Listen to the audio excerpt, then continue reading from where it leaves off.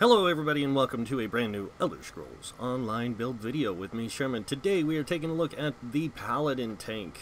This is a Templar tank made for Murkmire DLC. It is a Dungeons Trials tank.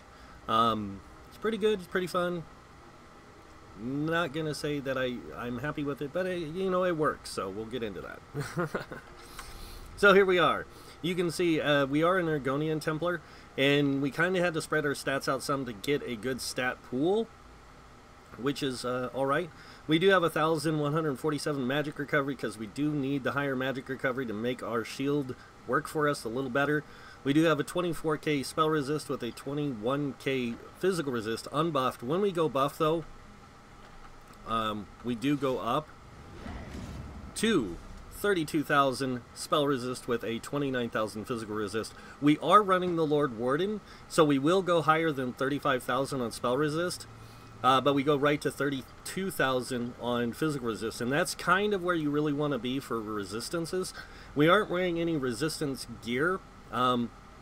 It's mostly sturdy and infused, so the thing about Templars is they get a lot more resistances these days. So alright, so getting into this here, you can see down here we are running Ebon Armor. We are running the Atronach Mundstone for the higher magic recovery, and we are using Tri-Stat food, which is perfect. So going on over here, the Tri-Stat food we're using is the Longfin Pasty and Melon Sauce.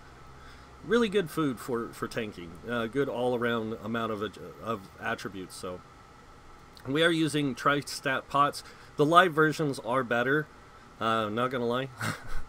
So with the monster set, we are running the Lord Warden, like I said. We're running a light helm, medium shoulders on this, because we are wearing two 5-piece drop sets, and we'll get into those in a second. So Lord Warden's really good on this build because it allows you to give your group some extra resistances, and it gives you enough resistances to make you really viable. But it's gonna proc a lot, guys. So you're gonna be over resistance on spell, which is fine. And your physical resistance is going to be 32. This is going to make your shield strength really, really good. So the next set we're running is Shulks. The reason I choose Shulks over like Akavari Dragon Guard or Alkosh and stuff like that is because Shulks gives us max health, spell damage, spell crit, and then it's a 5-piece that we're really looking at, and that is we gain minor heroism at all times while you're in combat, generating one ultimate every 1.5 seconds. We don't have to use Heroic Slash with this. So we can actually use Deep Slash and apply Minor Maim to multiple targets, which really helps in trash encounters. And when we get a lot of abs around us, we can just do that and we can reduce the damage all of them do to us. Instead of having to spam this ability, we can just do it a few times. We're not spinning as much to keep this applied to multiple targets. Alright, next up, and this is at all times, guys, so you have minor heroism all the time. You don't have to use Heroic Slash. All you have to do is taunt and you'll get your minor heroism. The next set we're running is Ebon Armory, of course. I forgot to upgrade the jewelry. Let me do that while we're talking about that. So Ebon Armory is a really good set to use for the 1,000 extra health, especially in this update with the change to Warhorn. And the 10% health addition, that really hurt in a way. A lot of build mechanics for certain things. So that's something that you just kind of have to deal with, is like we don't have that. And on the jewelry, as you can see, we have a magic recovery and we have 2 spell damage. Now, why 2 spell damage over 2 block cost reduction?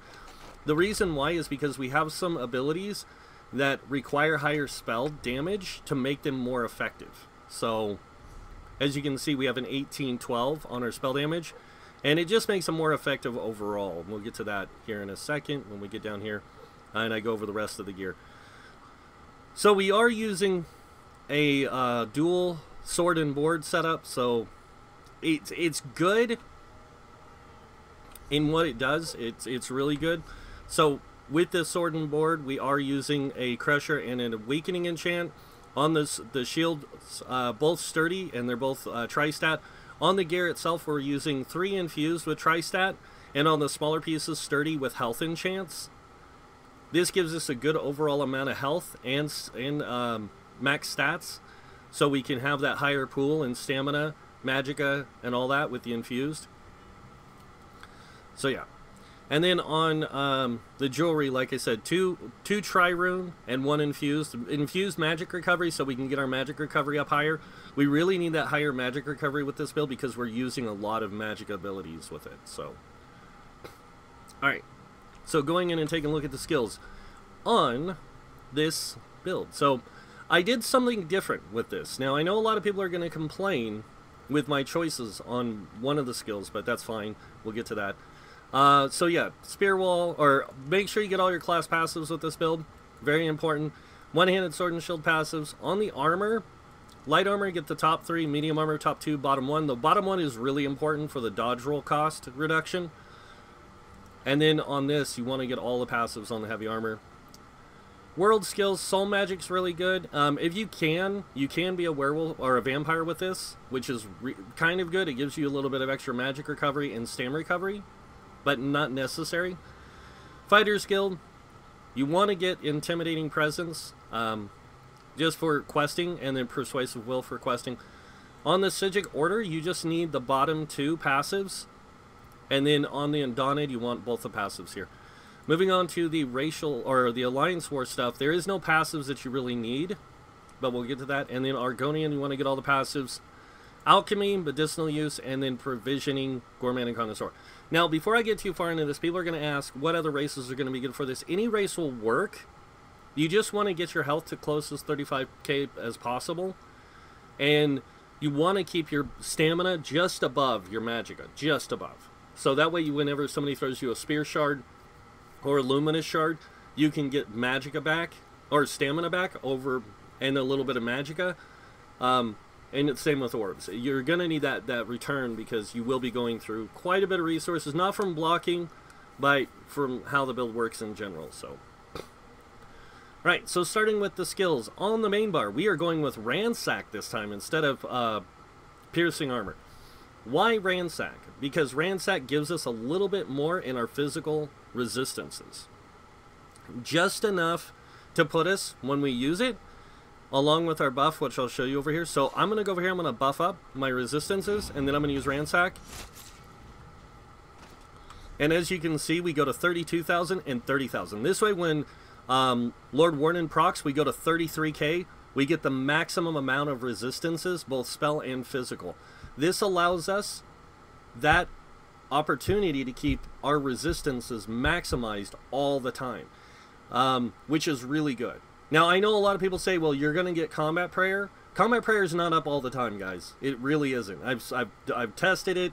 Combat Prayer in most dungeon encounters is going to be up about 60% of the time. This will be 100% on the minor resolve, or minor ward, whatever it is. So that's why I'm taking Ransack over the other one. Also, Templars get a lot higher magicka resist than they do physical resist. So this kind of balances that out really well. Next up, we have Deep Slash. Deep Slash applies, like I said, minor maim to multiple targets. That's why we want Shulks on the armor. We also get our taunt, or our minor maim from this, and the reduced movement speed for 4 seconds. Kind of helps the 4 second, but it's not a whole lot like it used to be, where it was like 12 seconds, which was awesome. But next up, we have Blazing Shield. Of course, we're going with Blazing Shield. This will give you 34% of your max health and shield strength. It's a very powerful shield. And on top of that, each enemy nearby increases the shield by 4%. So, if we're tanking this guy, like if I do this now, you'll see my shield strength is 12k. But as soon as we go into combat, it still stays the same. But if we have more than one enemy nearby, it actually goes up by a lot more. So we can actually build this shield strength up really, really high. And then with the other one, when we have both together and the Psijic Order, we go to 18k. So this is really good. And with 33k resistances, the shield, it takes forever to break. Next ability on our bar. Now this is a floater, to be honest. You can go with the Assault skill. I like Echoing Vigor. I know it sounds weird. Resolving Vigor is a little bit better, but I like Echoing Vigor because it gives everyone a flat amount, and it's an equal amount. So I like this, but you can use that instead of Honor the Dead. Honor the Dead's a really powerful heal, but it costs a lot of magicka, and this costs stamina, So either one is good for this. I don't know if I do have it on the back bar, and I'll show you what you can replace on the back bar with that. So this is really nice to have on the front bar. Sorry. Because you can pop it, and it stays active. So it's like something you can pop, and it stays active. Like I said, it doesn't heal for a whole lot, but it heals for enough that with that in your shields, you can mitigate a lot of damage, and you can heal most of that damage up pretty quick. So it's just the problem with Honor the Dead is it costs so much in resources. As I'll show you right here, like you can cast it and it costs a lot. But if you have all your buffs out and everything, like it looks like it's not costing as much when you cast it. So because you're getting quite a bit of resources back. Alright, next ability we have on our bar is Deep Thoughts. We have this here for the resource return. It gives a lot back, and because we're Argonian, we get a little bit, almost as much health as we do for resources, which is really good. And then on top of that, we do get the passives from the Sigic Order down here, the Consecrated Barrier, the 5800 point damage shield, and then we get this. Whenever we use a channel ability, we get major protection for reducing our damage taken by 30%. And the nice thing is that if you do this and then this, your shields will absorb a lot of that damage while you recover. So, alright, moving on. The next ability in our bar, Reviving Barrier. Now, I'll be honest, it's a good ability. It's really good. It's really powerful, especially now that shields are based off of resistances instead of the other things. So this is a really powerful ability. It's got a 12-meter radius. So it's going to cover you and your DPS. It's going to give you a really powerful shield. And on top of that, it's going to give you health recovery. And I forgot to do this, I think. Yep. And if you have it on your bar, you also get extra magic recovery while this is slotted. So this actually takes your magic recovery to 1267 on that bar. Alright. So that's that. On to the back bar. On the back bar, we have Silver Leash, of course. We need a chain. You can swap this out for the ranged taunt. Either one is really up to you. But since you don't have a lot of stamina abilities going off, you're not going to be burning through stamina a lot. So it's okay if you use this a little bit. You don't want to spam this. Like pulling ranged enemies too, that kind of thing, that's good. But honestly, after doing some tests, I hate to say it, but this is actually better to have here. So next on our bar is Luminous Shards. Now this is a really great ability because it's a way to give resources to your allies to support them. It does a little bit of damage and it's a synergy. So it's really good overall. Next ability we have is Echoing Vigor. And like I said, you can swap this out if you want for Repentance. Repentance is really good. It also gives you increased health, stamina, and magic recovery. So while you're on the back bar, you still maintain that 1267 recovery, which is kind of nice. But I do prefer Echoing Vigor for a heal because it costs stamina. And I want a good mix on this build because you go through a lot of resources with it. That's the other reason why we're an Argonian. Next ability is Ritual of Retribution. This is a nice heal, does decent damage, and it also purifies you of 2 harmful effects. So it's really good in trials, really good in dungeons, and really good for your group because they can synergize off of it and purify themselves of all negative effects. And the extra damage, extra heal is pretty nice as well. Last but not least is Channeled Focus. Now, a lot of people have been asking me, why are you using Channel Focus instead of the other one that gives you stamina? Because the stamina sucks. The stamina return sucks, period. Because unless you build for stamina recovery, the stamina return isn't enough to make a massive difference. Now, some people say if you have like all block, like you'd have to wear all sturdy and use all block cost to get this to make it worthwhile for a block build.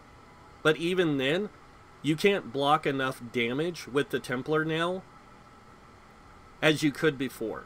Like physical damage, like melee attacks, you can't block as much. You're the equivalent of a Sork, you're the equivalent of a Nightblade, you're the equivalent of everything else but a DK. And that's what makes it better to go with this. Because this one, it still increases your physical and spell resist by 50%, and it gives you that extra spell and physical resist plus the magic return, which is really needed for how much magicka you do have going out. Last but not least is Aggressive Warhorn. Really, really, really powerful on this build. This gives you max magicka, max stamina by 10%. It used to give you max health too, but they took that out. And it gives your group major force, increasing critical damage by 15% for 9.5 seconds. This update, Warhorn is still going to be widely used, but it's not quite as effective as it once was with the health. And that's where you're going to see a little bit of a shift in builds, I think. Alright, so that is the skills. Now let's jump over to the CP. Starting with the red tree, we have 81 into Ironclad, reducing damage taken from direct damage attacks by 24%.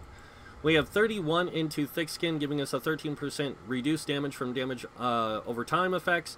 With Hardy, will take us up to a 30% damage reduction from those things. From poisons, disease, chilled, fire, concussed, those things we're going to take less damage from. So that's really good. And it does do other damage over time, so it's like, that's not all of them. Like bleeds and all that are affected by this as well. So 30% damage reduction is pretty nice, since those things don't do a lot of damage, and it helps out. So moving on over here, we have 40 into Bastion. This increased the effectiveness of our shields by 16%. I usually put 19 into Quick Recovery, but because of the way I changed this build, I still get... I put the last 6 points in the heavy armor focus, give me more physical resist. Like I said, we don't have a lot of physical resist because we lose. We don't get as much because Templars get like 2,000 something magicka resistant or spell resist, but they don't get physical resist. So getting that little bit extra kind of helps. Moving on. Warlord, 56, reducing cost to break free by 20%. We have 23 into bashing focus, reducing our bashing cost by 14%. This, a lot of people say, why not Sprinter? Because tanks bash, so it's good to have that. 43 into Arcanus, increasing magic recovery by another 10%, and then 43 into Tenacity, increasing our magicka or stamina return, and in this case, stamina return on a fully charged heavy attacks by 10%. Over here, we have 56 in a Shadow Ward. This reduces block cost by 20%. We have 48 into Tumbling, reducing our dodge roll by 18%. We get a 22% reduced dodge roll cost, which is really good.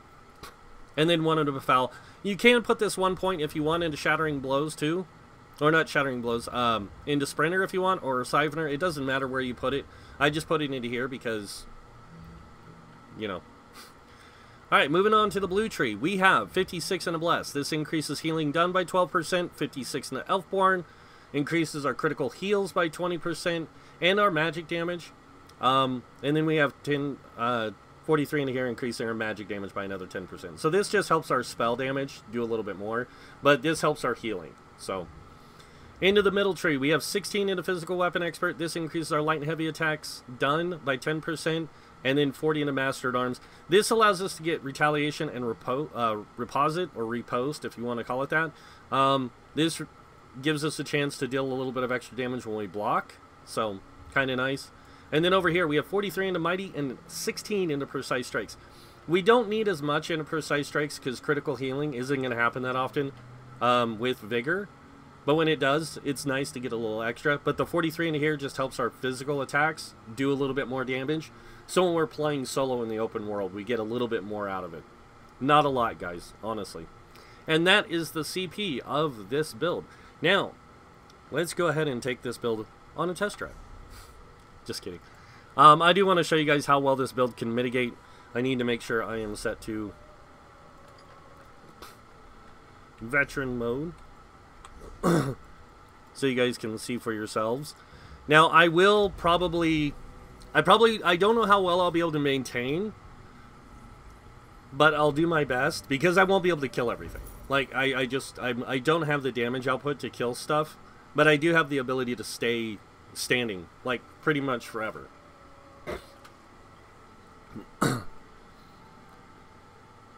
And that's the nice thing about this tank, is it's a very versatile tank, very survivable tank. Because of the power of the shield strength. And like I said, if you have Lord Warden and you have all your buffs up, this thing's just got insane resistances. So it's like your shields don't take a lot of damage, you don't take a lot of damage, so you're just pretty much I don't want to call it in like God mode thing, but it is pretty close to that, and how powerful this is now. So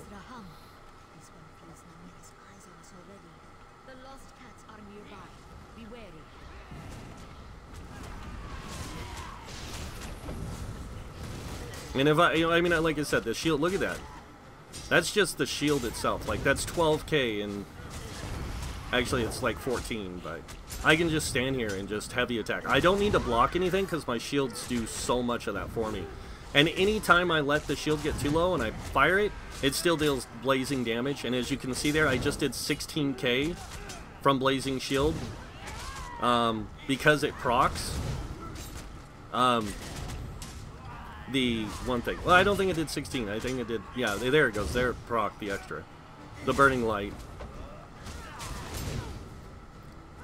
So it's a nice way to help deal some extra damage and stuff. And if you have this and this, but the problem is you go through a lot of resources trying to keep it up all the time. So that's why you need to use block and you need to use other abilities to help maintain that stuff. Because then you can just use your shield when you need to mitigate damage. You don't want to spam it. And if you get too bad, you can always pop barrier and blazing shield together, and you've got an insane amount of damage shields. It takes a long time for them to get through that. And as long as you keep popping this, it takes them longer to get through the shield. So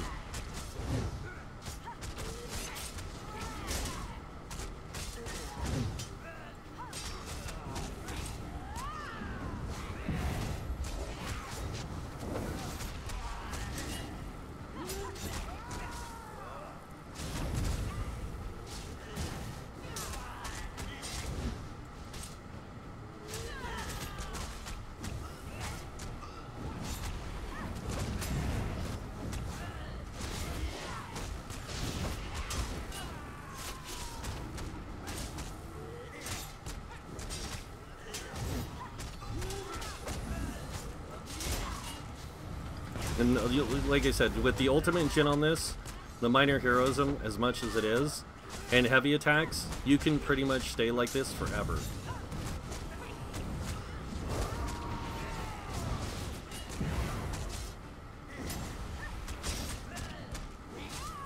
Because your resistances, like I said, are so high. And when you have Lord Warden up, your resistances are 33,000. So it's like I said, you pretty much keep this really powerful, survivable build, and it's just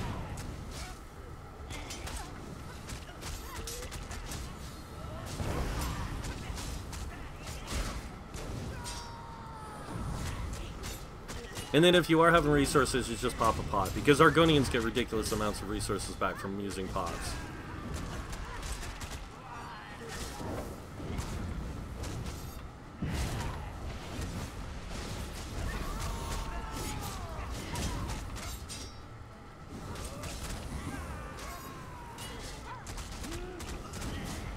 Damage shields now are just ridiculous. And Templars do have the best single damage shield in the game. Besides the Sorks now.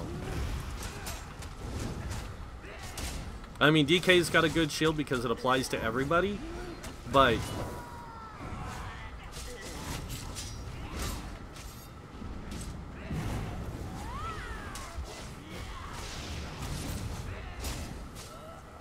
and you guys are probably wondering why Ransack, because it only does major fracture. The reason why is because most of the time your healer is going to be using the one that does the major breach. So it's just...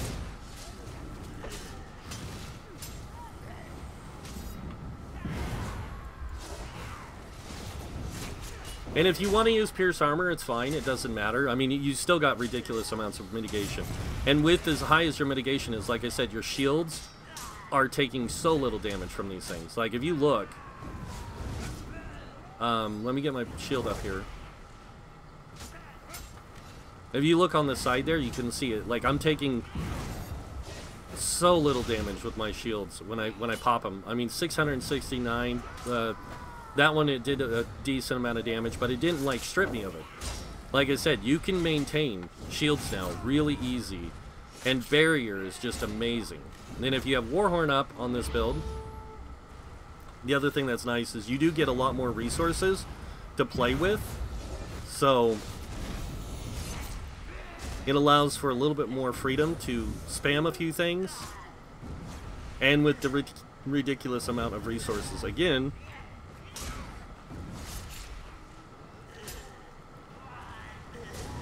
and I wouldn't suggest doing this all the time. Like, you do need to block attacks and stuff, so you're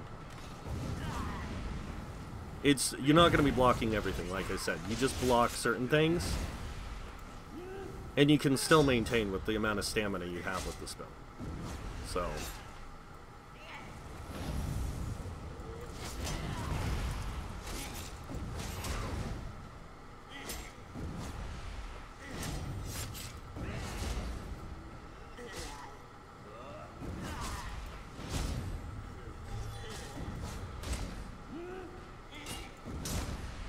there we go. That is the Paladin, guys. Like I said, it's ridiculous. It's a ridiculous build that has insane amounts of mitigation because of the shield strike now. I mean, I don't mind losing the 8% damage reduction now, because I have so much damage mitigation now with resistances on the Templar. It kind of compensates, because they have the highest resistances out of any class in the game now. Like, they could literally change the passive in the is it Adric right here, Balanced Warrior. They could change this passive to give 2,640 spell resist. They could give it 1,500, and this thing would still be a beast, because we have so much. And this is useless to us because we're using Blazing Shield. I mean, when we use Luminous Shards, it's nice because it does give us that 8% damage reduction, but it's only 3 seconds, and it's not enough time to really make a huge difference unless you're spamming this or you're spamming puncturing strikes. So, like, it's pretty pointless. But yeah, other than that, the Paladin's an amazing build, this update. I really love it. I honestly do. Like, if I was going to play a more meta-ish tank, this is what I would play. I wouldn't play DK. I like the way this works. I like the way it functions. It's very smooth, and it's very self-sufficient in how it can do things. So, and like I said, the range taunt or even the silver leash, you can use either one, and they both work out really well. So, but yeah, if you guys like this build, hit that like button. If you guys want to see more builds by me, you can hit that subscribe button. Other than that, I want to thank you all for watching. Until next time, have a wonderful day, and this guy might see you in game. Bye.